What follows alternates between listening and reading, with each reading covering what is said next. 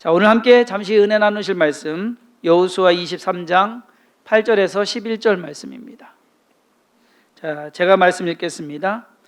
오직 너희의 하나님 여호와께 가까이 하기를 오늘까지 행한 것 같이 하라. 이는 여호와께서 강대한 나라들을 너희의 앞에서 쫓아내셨으므로 오늘까지 너희에게 맞선 자가 하나도 없었느니라. 너희 중 한 사람이 1000명을 쫓으리니 이는 너희의 하나님 여호와 그가 너희에게 말씀하신 것 같이 너희를 위하여 싸우심이라. 그러므로 스스로 조심하여 너희의 하나님 여호와를 사랑하라. 아멘. 애굽에서 나온 이스라엘 백성들은 광야 생활 40년을 거쳐서 가나안 땅에 들어갑니다. 그런데 정작 가나안 땅에 들어간 사람은 여호수아와 갈렙뿐이에요. 그렇죠? 20세 이하는 살았지만 20세 이상은 다 광야에서 죽고 말았습니다. 출애굽할 때 20살이었던 사람이 가나안 땅에 들어갔을 때 60살이 됩니다. 그리고 여호수아와 갈렙은 거기에 20살을 더 더해서 80세가 된 때입니다. 그들은 치열한 전쟁을 치르면서 가나안 땅을 정복했습니다. 오늘 본문 말씀이 기록된 때에는 이제 여호수아가 나이가 많아 죽을 날이 가까워 온 때, 여호수아는 110세에 죽었습니다. 그래서 계산을 해보면 가나안 땅에 들어간 지 30년 후에 죽게 된 겁니다. 이제 남아있는 이스라엘 백성들은 아무리 나이가 많다고 해도 90을 넘은 사람은 없습니다. 오늘 본문 말씀에서 여호수아는 자기의 자녀들에게 그리고 후배들에게 그리고 자손들에게 마지막 유언과 같은 당부의 말을 합니다. 오늘 잠깐 읽은 본문 말씀의 이 내용, 몇 절의 내용을 한 문장으로 딱 요약을 하면 여호와를 사랑하고 가까이 하라, 이 말 한마디입니다. 이거 해라 저거 해라 잔소리하는 것도 아니고요, 죽기 전에 뭔가를 지금 심어주려고 뭔가 열심히 교육하려고 하는 그러한 것, 어려운 것을 주문하는 것도 아닙니다. 여호수아의 마지막 말은 출애굽한 세대나 광야에서 죽었던 그 세대나 가나안 땅을 정복하고 그 땅에 정착한 세대나 그 땅에서 앞으로 평온하게 농사를 지으면서 살아갈 후손들 모두에게 똑같이 적용되는 말씀입니다. 충언이며 충고이며 당부인 것입니다. 즉 변하지 않는 진리다라는 겁니다. 우리가 들어왔고 우리도 앞으로도 말할 것이고 다음 세대 똑같이 말하는 그러한 말들이 있습니다. 그렇죠. 여러분들 자녀들에게 뭐라고 해요? 열심히 살아라, 공부 열심히 해라, 그러지 않습니까? 게으르지 말아라, 부지런해야 된다, 그리고 건강 잘 챙겨라. 요즘은 한 가지 더 해야 될 것 같아요. 길 가다 조심해라. 무서운 세대가 되었습니다. 하지만 세대가 바뀌어도 변하지 않는 것이 있습니다. 모두에게 동일하게 적용되는 조언들이나 지침들. 분명히 출애굽 세대나 광야 세대나 가나안 정복 세대나 정착 세대가 다 다릅니다. 그들의 삶의 환경도 다르고요, 그리고 그들이 하는 일도 다릅니다. 하지만 그들이 삶을 살아가는데 꼭 필요한 것, 꼭 해야만 하는 것, 꼭 지켜야 하는 것은 여호수아가 한마디로 요약하듯이 하나님을 사랑하고 가까이 하라 하는 것입니다. 우리 주성인교회 구성원은 가난 아기로부터 90이 넘는 노인분까지 계십니다. 지금도 우리 정명수 장로님 어머님이 박순범 지사님이신데 92세가 넘으셨어요. 주일마다 꼬박꼬박 오십니다. 이 자리에 오셔서 예배를 드리십니다. 우리 교회 연령 구성을 보면은 60, 70대가 많습니다. 그리고 40대 중반부터 50대 초반까지가 상대적으로 좀 적습니다.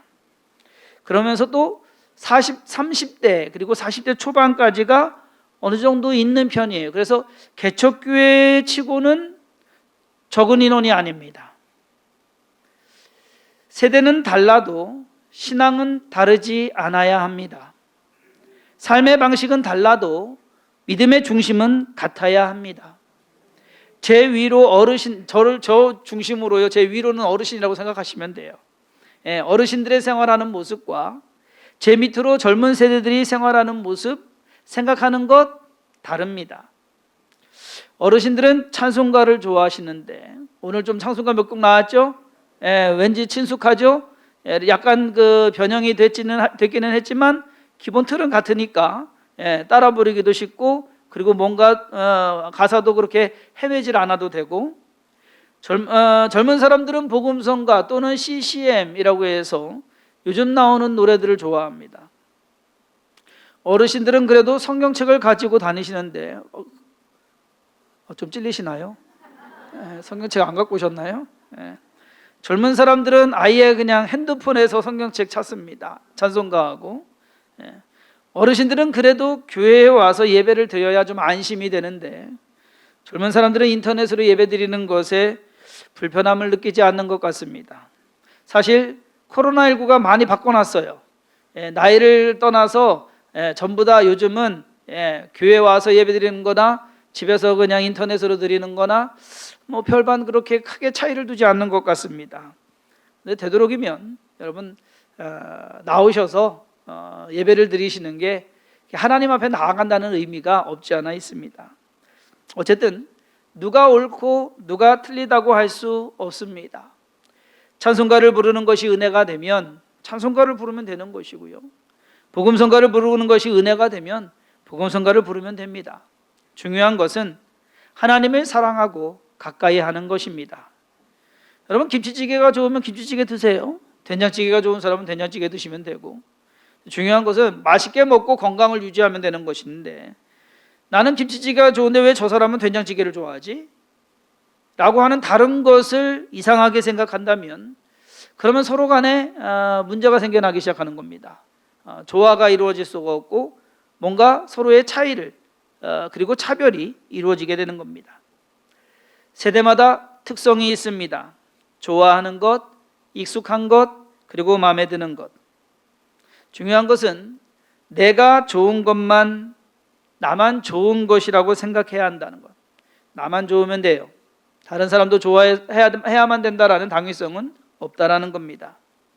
내가 좋은 것, 남도 좋아해야 된다고 한다면 그것이 어떻게 보면 신앙생활에 있어서의 꼰대가 아닐까. 요즘 꼰대라는 말이 의외로 유행을 합니다. 안 좋은 표현으로. 근데 나이만 들면 꼰대로 생각하는 경우가 있는데 결코 그것은 아닙니다. 트로트는 연세 드신 분들만, 어른들 좋아하는 노래라고 생각했던 것이 몇 년 전이에요. 그런데 코로나19가 한창 유행일 때 모 방송사에서 트로트 경연을 했습니다. 아시죠? 그리고 그 프로그램이 말 그대로 대박이 났습니다. 그러면서 임영웅이라는 젊은 트로트 가수가 한마디로 떴습니다.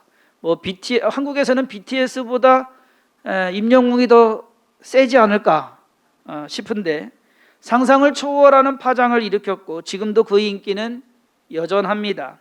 자, 그러면서 트로트가 나이 드신 어르신들에게만 인기 있는 것이 아니라 젊은 이들에게도 심지어 어린 아이들까지도 인기를 얻고 있습니다. 그 프로그램 나온 아이들 봤어요? 10살도 안 된 아이들이 나와가지고서 사랑 타령하고 인생 타령하고 이별 얘기하고, 근데 이상하게 꼬마 애들이 부르는데도 전혀 손색이 없어요. 애들이 인생 다 산 것 같아요. 그런 것을 보면서 지금 우리가 부르는 찬송가나 복음성가 그리고 CCM이라는 이 모든 곡들이 최신 이런 거를 따지기를 떠나서 어떠한 세대에 국한되는 것은 아니구나. 그것을 고집해서도 안 되는구나. 서로가 서로의 다른 점을, 사실상 임영웅이 부르는 노래 자기 노래 아니잖아요. 요즘 노래 아니잖아요. 몇십 년 전 누군가가 불렀던 그러한 노래들 다시 거의 리메이크 한다고 봐야 되는데 그런 노래에서 사람들이 감동을 받잖아요. 찬양마다 노래마다 나름의 특성과 장점이 있습니다. 신앙의 꼰대를 보이시는 분들 중에서 이런 분들이 있어요.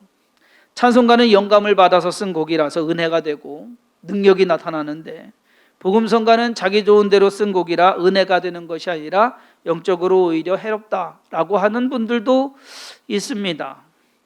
여러분, 그렇게 따지면 찬송가도 그 시대의 복음성가였다라는 사실을 알아야 합니다.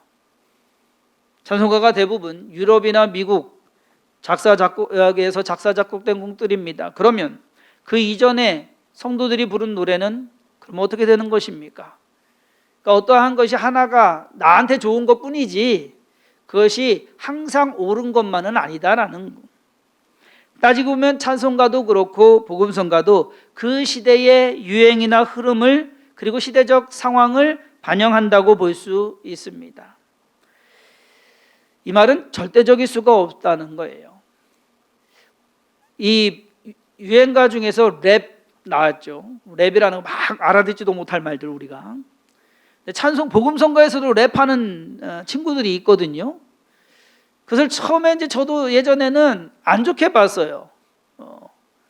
그러다가 이것이 이제 점점 지나오면서 그래서 꼭 안 좋게만 볼 수 있는 것이 아니구나. 그것을 통해서 은혜 받는 사람들도 있고 그것을 통해서 예수님 만나는 사람들도 있고 하다는 말이죠. 그렇다고 봤을 때 이것을 우리가 분별하는 것을 잘 해야겠다라고 하는 것. 우리가 나이 들면서 변하듯이 예배드리는 방식도 찬양하는 가사도 바뀌는 것이 어쩌면 자연스러운 것일 수도 있습니다. 지금의 나이 드신 분들이 꼰대라고 한다면 세월이 지나면 꼰대라고 말하는 그 사람들이 언젠가는 꼰대가 되어 있을 것입니다. 다음 세대에게는. 그렇죠? 하나님을 찬양하고 예배하면서 내 신앙을 지켜가는 것, 그것이 중요한 겁니다. 제가 지역 예배 때 그랬나요? 한번 언제 목요일 때 그랬나요? 성경의 위대한 인물을 다 찾아보면은요 하나같이 다 꼰대들이에요. 자기 고집 가지고 하나님 믿고 자기 고집 가지고 예수님 따라가고 한 꼰대들입니다. 다 그 시대에 그 당시에 꼰대들이었다라는 겁니다. 여러분들이 여러분들의 신앙을 고집하는 것, 그것이 잘못된 것은 아닙니다. 변화라는 것이 아니에요. 여러분들이 잘못됐다라는 것도 아니에요. 그러니까 죄송합니다. 저도 나이 들었지만 연세 드신 분들이 잘못 오해하는 것 중에 하나가 있어요. 젊은 사람들이 치고 오면서 뭔가 바뀌면서 달라지는 모습 속에서 내가 나의 정체성을 부정하는 것. 내가 뭐 잘못했나? 내가 한 게 잘못된 것인가? 잘못된 거 아니에요. 여러분들의 삶 속에서는 여러분들의 세대 속에서는 그것이 옳아요. 잘하신 거예요. 그거 지켜가시면 돼요. 서로가 그 차이를 알면서 이어가는 것이 신앙 이음이다라는 겁니다. 찬송가, 복음성가 불러가면서 그러나 중요한 것은 하나님을 사랑하고 가까이 하는 것. 나의 모습 속에서 내가 하나님을 사랑하고 내가 하나님을 가까이 한다고 한다면 찬송가를 불러도 좋고 복음성가를 불러도 좋고 CCM을 불러도 좋다라는 겁니다. 뭐를 꼭 어떻게 해야만 된다라는 것은 없더라. 중요한 것은 하나님을 사랑하고 가까이 해야 하는 것. 저는 그래도 짜장 짬뽕 세대입니다. 네. 요즘 젊은이들은 파스타의 마라탕 세대입니다. 서로 음식이 다르고 메뉴가 다르더라 할지라도 좋아하는 거 먹으면 되는 거예요. 그렇지만은 가끔은 싫어하는 짜장 짬뽕도 서로 먹어보고 못 먹을 것 같은 마라탕도 드셔보시면, 여러분 마라탕 드셔보셨어요? 얼마나 맛있게요. 제가 딸하고 밥 동무를 해주는 바람에 마라탕 종종 먹습니다. 맛있습니다. 못 먹을 음식이라고 생각하지 마시고 가서 한번 드셔보세요. 그러니까 뭔가 이렇게 서로 접해가는 것, 서로 다른 부분을 이해하고 너는 이거 좋아하는구나, 나는 싫은데 속으로 생각하더라도 서로가 그것을 함께 나아갈 수 있는 것이, 이음이라고 하는 것은 공통점이 있어야 된다라는 겁니다. 다른 부분만 갖고 있어서는 이어질 수가 없어요.